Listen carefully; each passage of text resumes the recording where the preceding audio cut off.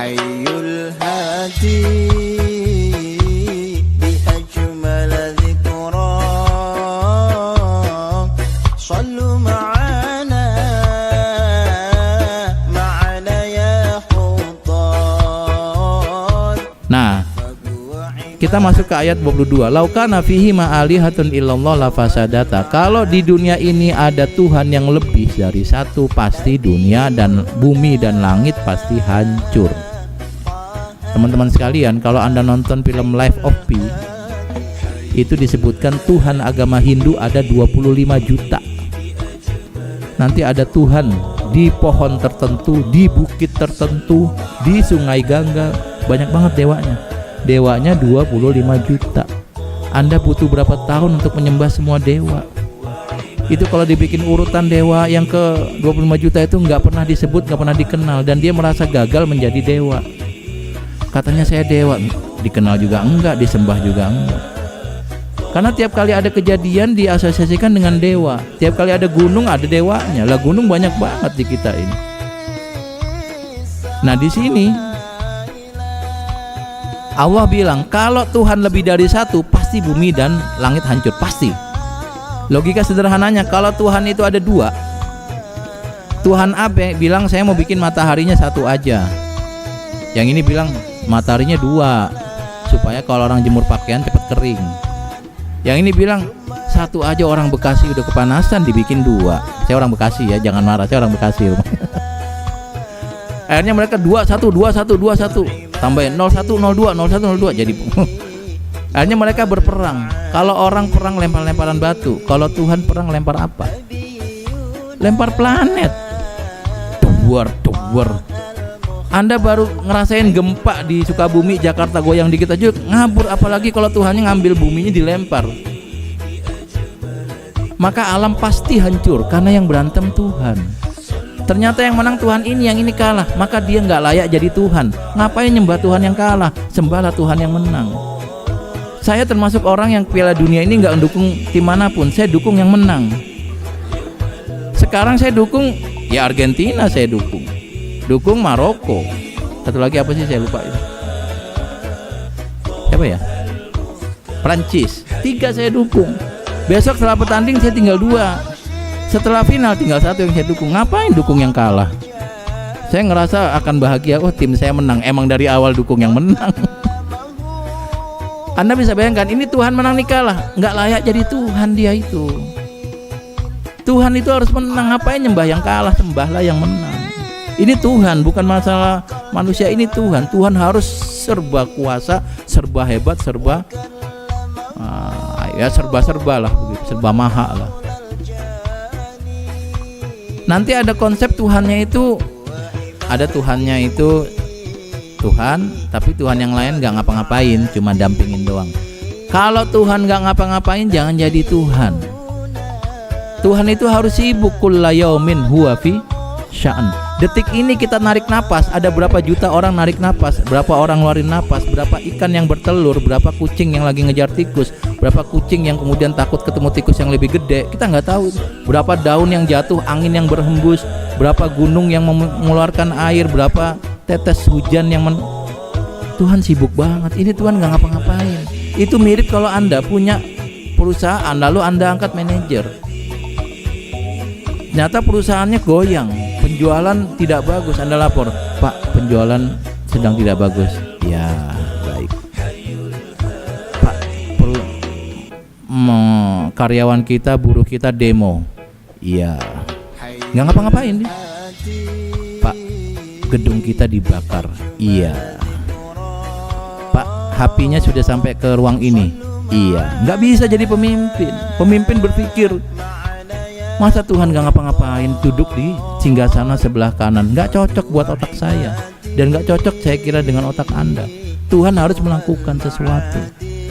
Maka konsep Tuhan satu itu wajib. Tapi ada konsep satu tapi tiga, tiga tapi satu. Saya gak masuk akal menurut saya. Otak saya itu sederhana, gak rumit, gak bisa filsafat. Jadi kalau 3 itu sama dengan 1, itu gak masuk di otak saya. 1 sama dengan 3 nggak masuk di otak saya. Anda nggak percaya, pergi saja ke warteg habis ini, Bu, beli nasi pakai orek tapi telur. Oke. Pakai apa Mas? Telur apa orek? Pakai telur tapi orek. Masih sabar ini Ibu jualan. Maaf Mas, ini telur apa orek? Pakai orek tapi telur.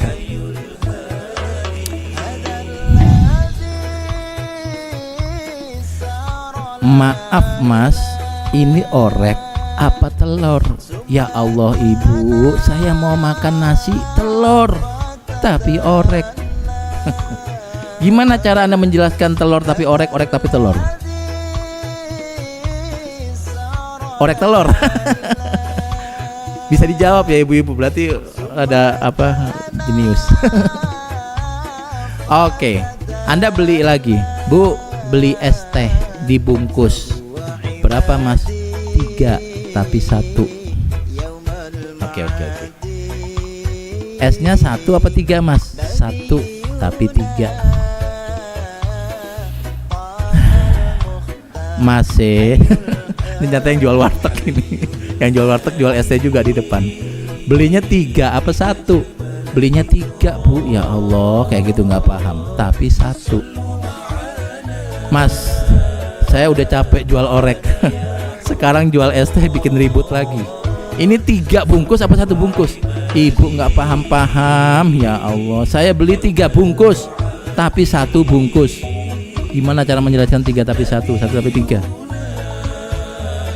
Otak sederhana kita nggak nyampe. Butuh filsafat yang luar biasa, jelimet, yang kesimpulan akhirnya adalah sekuler untuk bisa memahami 3 tapi 1, 1 tapi 3. Sekuler itu apa? Nggak percaya Tuhan artinya ya.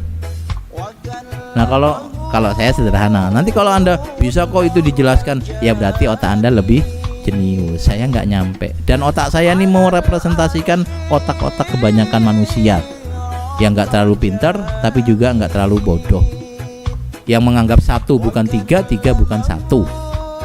Maka kalau Tuhan itu lebih dari 1 itu sulit. Kalau Tuhan itu ada banyak pasti hancur alam semesta. Bukan cuma alam semesta, Tuhannya juga hancur. Terus Tuhan gimana? Tuhan pasti 1. Makanya konsep ketuhanan itu yang paling enak di kita, pakai Al-Ikhlas itu. Saking ikhlasnya surat Al-Ikhlas, nggak ada kata ikhlas di situ. Itu tentang ketuhanan saja, karena untuk ketuhanan itu semuanya nggak ada embel-embel pamrih. Dibilang, "Qul," katakan, wahai Muhammad, katakan, wahai umat Muhammad, katakan, wahai santri-santri, huwa, Tuhan itu Allah, namanya Allah. Enak dikasih tahu. Kalau nggak dikasih Tuhan kita bingung. Tuhan namanya apa enaknya ya? Allah sudah bilang nama saya Allah, sudah terima saja. Ahadun 1. Aku 1. Enak sudah. Enggak 1 tapi 3. Enggak begitu. Qul huwallahu ahadun salasa. Enggak gitu, enggak. 1 saja sudah. Allah as-somad. Allah tempat kita meminta segala sesuatu, yang mengatur alam semesta, semuanya diatur Tuhan, enggak butuh asisten. Lam yalid walam yulad. Allah tidak melahirkan dan tidak dilahirkan. Ini konsep yang paling sederhana dan masuk akal. Karena kalau Tuhan melahirkan, anaknya Tuhan wajib jadi Tuhan. Karena kalau manusia melahirkan, anaknya manusia. Kalau ada cicak bertelur, pecah telurnya, itu keluar cicak. Ikan cupang bertelur, telurnya pecah jadi ikan cupang. Kalau ada burung dara bertelur jadi ikan cupang, kita nggak percaya. Ada Pak di on the spot 7 kejadian aneh di Indonesia. Ikan cupang beranak burung dara. Nggak percaya saya. Sama seperti di on the spot juga ada kakek-kakek disebut keluar telur. Nggak percaya keluarnya dari mana itu telur. Belakangan terbukti itu penipuan, tapi sudah terlanjur beredar. Gampang banget ngebohonginnya. Kakek-kakek bertelur itu. Pertama dia laki-laki bukan perempuan. Kecuali kalau nenek-nenek masih masuk akal. Nenek-nenek pun susah bertelur karena harusnya beranak. Kita ngapain bahas nenek sama kakek?